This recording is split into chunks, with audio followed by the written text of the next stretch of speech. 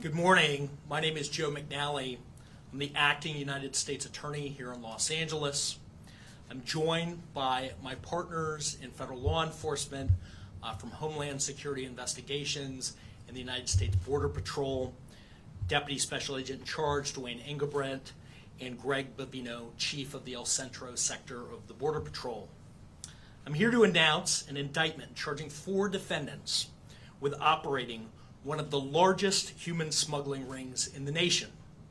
The indictment alleges a transnational criminal organization smuggled approximately 20,000 illegal immigrants from Guatemala to the United States via Mexico, and then transported these aliens to cities throughout the United States.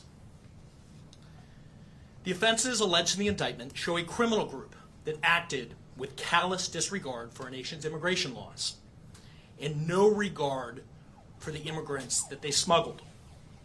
They held individuals smuggled hostage for months, threatened them and their family members with violence, and others, including children, were killed in a horrific car crash in Oklahoma in 2023. The indictment charges 4 defendants, all of whom are illegal aliens from Guatemala who committed crimes while living in the United States. Each defendant faces up to life imprisonment and the possibility of the death penalty. Their crimes include conspiring to transport and harbor illegal aliens for private financial gain, which, as I mentioned, at least in one instance, resulted in death. The ringleader, Eduardo Domingo Renojo Mattel, was arrested and arraigned on Friday along with his right-hand man, Mejia Cha. Both defendants have pleaded not guilty, and a trial date is being set. Another defendant, Helmer Obispo Hernandez, is a fugitive. He's pictured here. In addition to the charges of the indictment, he's also charged in a federal criminal complaint with threatening to kill a federal law enforcement officer. While search warrants were being executed in Los Angeles on Friday, he telephoned a member of the investigative team and threatened to kill that agent and his family members by cutting off their heads. Those actions demonstrate just how violent this organization is. A 4th defendant is in custody in Oklahoma in connection with the fatal car accident in 2023. The transnational criminal organization operated for at least a dozen years and specialized in smuggling illegal immigrants from Guatemala to the United States. The movement of those illegal immigrants within the United States, especially between Phoenix and Los Angeles, and the harboring of those illegal aliens in the United States. According to the indictment, associates of the organization in Guatemala solicited thousands of illegal immigrants to come to the United States. Those associates then accepted payment between $15,000 and $18,000 for each smuggled alien to come to the United States via Mexico. They coordinated the movement from Guatemala to the United States.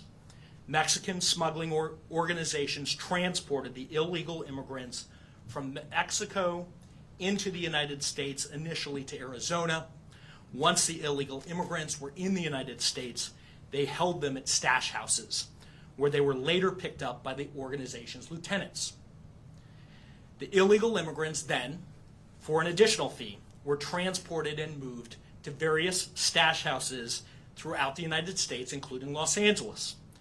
Those who did not pay their fees were held hostage, including at a stash house here in the Westlake district of Los Angeles. This organization caused deaths.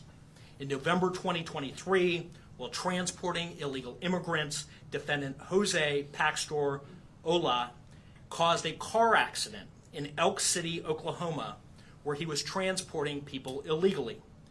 That car accident resulted in 7 deaths.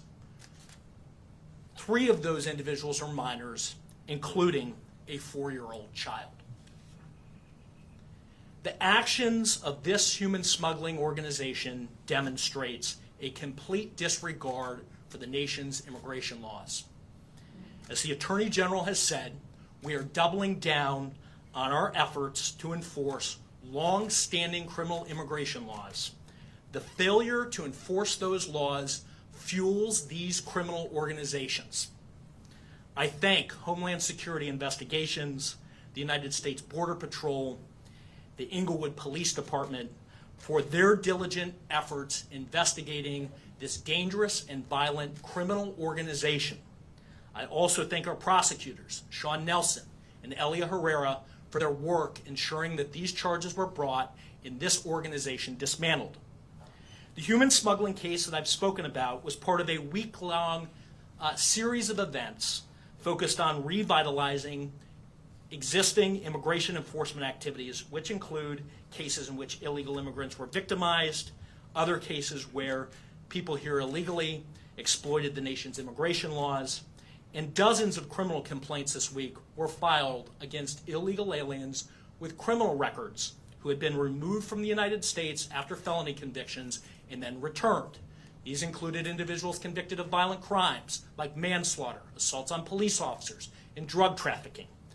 This area of criminal activity is a priority, a top priority for the Department of Justice, and our efforts to target individuals participating in criminal activity here will continue. I'll now turn it over to the Deputy Special Agent in charge from Homeland Security.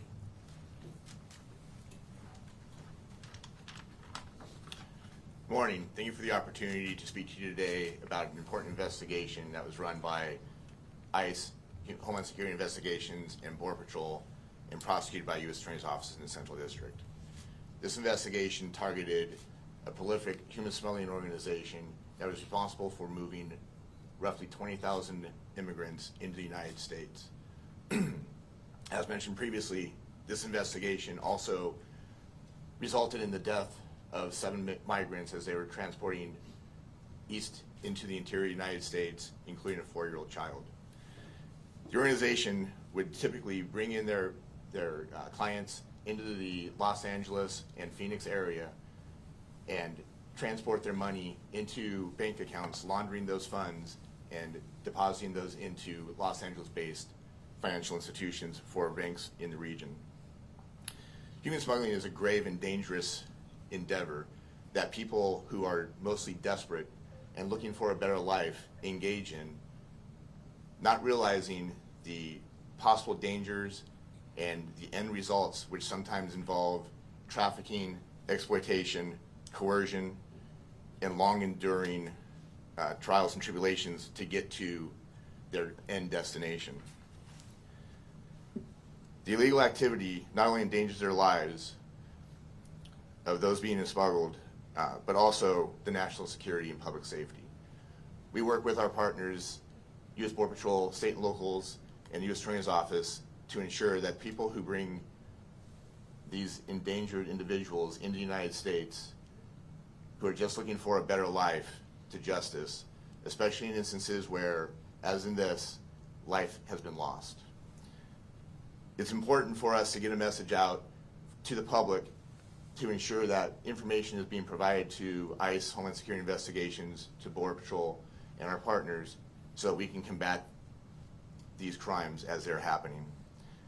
We ask for the public's assistance in calling us at 1-866-347-2423 with any information that you may have regarding smuggling organizations and human trafficking organizations that are exploiting the vulnerable in this society. Thank you. Yes, last name is Angebrand.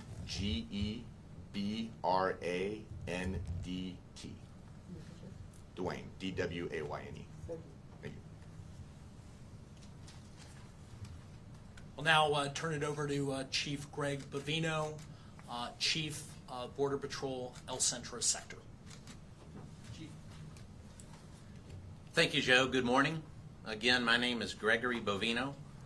I'm the Chief Patrol Agent of the premier sector in the U.S. Border Patrol, the El Centro Sector.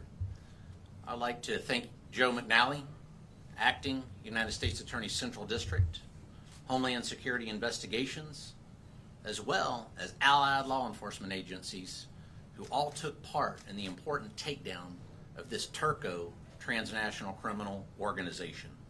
Border Patrol specifically provided approximately 50 agents this past Friday for this takedown. Those 50 agents were from 3 different sectors: the San Diego sector, the Yuma sector, and the El Centro sector, primarily from our Special Operations Detachment, which includes BORTAC, the Border Patrol Tactical Unit, BORSTAR, the Border Patrol Search, Trauma, and Rescue Teams, as well as our Sector Intelligence Unit, K-9 teams, and our Strategic Communications.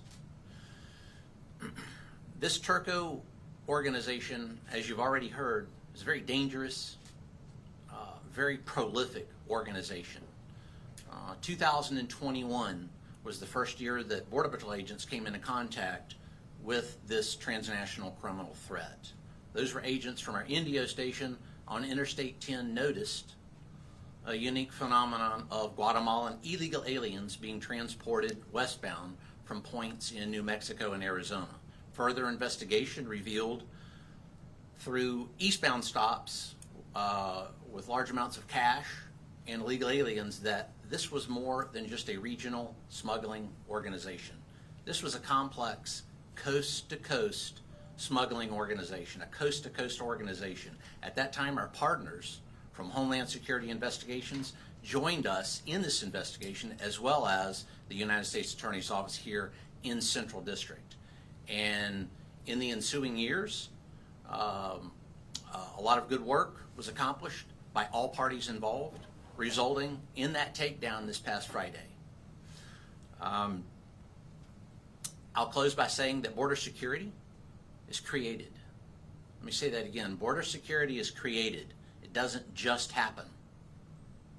It's created through innovation, forward thinking, and moving the ball down the field. This Turco organization was destroyed, dismantled, top to bottom this past Friday. And that's what we're after here. That is what we are after here.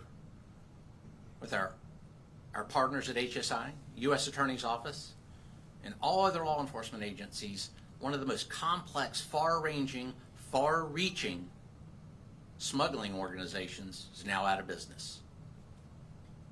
On behalf of the men and women of the United States Border Patrol, it's time to turn and burn. Turn and burn. We're turning and burning onto that next target. As soon as we leave this conference room, we're on to the next one. Thank you. Thank you, Chief. I'll now take questions. Yes, sir. So you said that they are responsible for transporting over 20,000 migrants. Can you tell us how you arrived at that figure and how much time did it take them to smuggle that many people into the United States? So the organization had been operating for more than a decade based on information that we found during search warrants and other parts of the investigation. The 20,000 number is based on material that we seized during a search warrant. Trafficking organizations, just like any criminal enterprise, oftentimes tracks and keeps business records.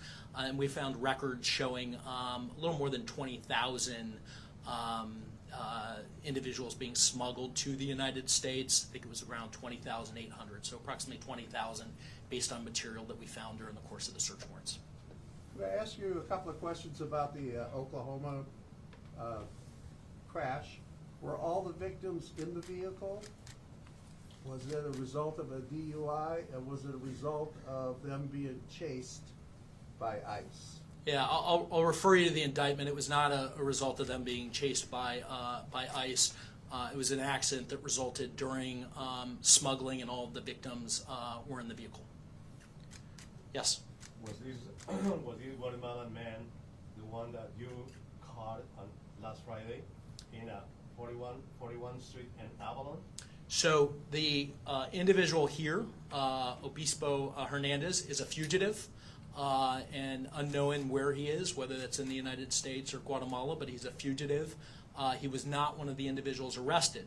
He is the individual who, during the execution of search warrants on Friday, telephoned one of the investigators from Homeland Security, one of the agents working on the case, and said that he was going to kill that agent and kill that agent's family members, including his children, by cutting off their heads. That was Mr. Do you Hernandez. have an idea if this man is related to the one that he was arrested on Friday on Avalon and 41st Street? I don't know the relationship between that individual and Obispo Hernandez. Other questions? A couple things. I just want to make sure I'm clear. So the 20,000 people who were smuggled in and essentially victims of this group into the U.S., over what time frame was that again? I want to make sure I'm clear. I think it's roughly a decade period. Well, let me break it out. I can tell you that the organization operated for roughly a decade. The exact time period of what those 20,000 victims covers, I don't know. I don't know the exact time period. And you had said that they would take money from people and put it in bank accounts. Roughly how much money are we talking about? Well, $15,000 to $18,000 was what was charged for every individual who was smuggled into the United States. As I said, individuals would then be held sometimes at a stash house. If they were not, their fees were not paid, they were held hostage, sometimes for months at a time. There was violence threatened against family members, often down in Guatemala. They would tell the individual at the stash house that, we're going to harm your family in Guatemala if you don't pay. And obviously, they also the actions resulted in the deaths of 7 individuals, including a 4-year-old child. Yes. Question, of the 20,000 individuals, approximately what percentage were women? I don't have that information. We can find that for you. And was this a cartel related, I'm assuming it was, but I want to put it out there. The cartels are noted for being extremely violent like this. Yeah, look, what I can say is as a general matter, smuggling organizations smuggle all kinds of things, as you know, not just humans. They do drugs, they use those same supply chains. And in order to exist in Mexico and in Guatemala, you have to have very significant criminal partnerships and ties to cartels in order to be able to operate as a general matter. Yes? Can you speak on what makes these defendants eligible for the death penalty and what your thoughts on that is? Yeah, they are death eligible because their actions here, smuggling for private financial gain, resulted in the deaths of individuals, and so the statute includes a statute that includes a potential death penalty. Sir, when you're talking about cartels, are you talking about the Sinaloa cartel or cartel Jalisco Nueva Generación? I'm talking as a general matter that human smuggling organizations only thrive when they form partnerships and work with cartels.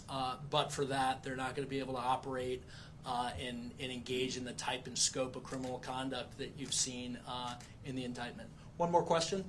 So it just- Somebody who hasn't had a chance to ask one? Okay, I have a question for the HSI. Any other questions? Yeah, go ahead. So it's mind-boggling to think that only 4 people are responsible for such a large number Sure. of people being smuggled across the border. Are you looking for other suspects other than these 4 guys that you already have? Is there already into this criminal activity? So we've gone after, with this indictment, the leadership, and the reason that we've done that is that's the most efficient and effective way to quickly dismantle it. I will tell you that the investigation remains ongoing. In order for an organization like this to operate, it requires criminal partners, not just in the United States, but in Guatemala, who are recruiting the people and then threatening violence when fees aren't paid. It requires criminal partners in Mexico, and our investigation into this group's activity continues. Thank you very much. All right, thank you, everybody. We're still working on the press release. If you want to copy the indictment, you can email me. My email address, Kieran McAvoy, kieran.mcavoy@usdoj.gov. It was on the media advisory that went out today. So. Any possibility of getting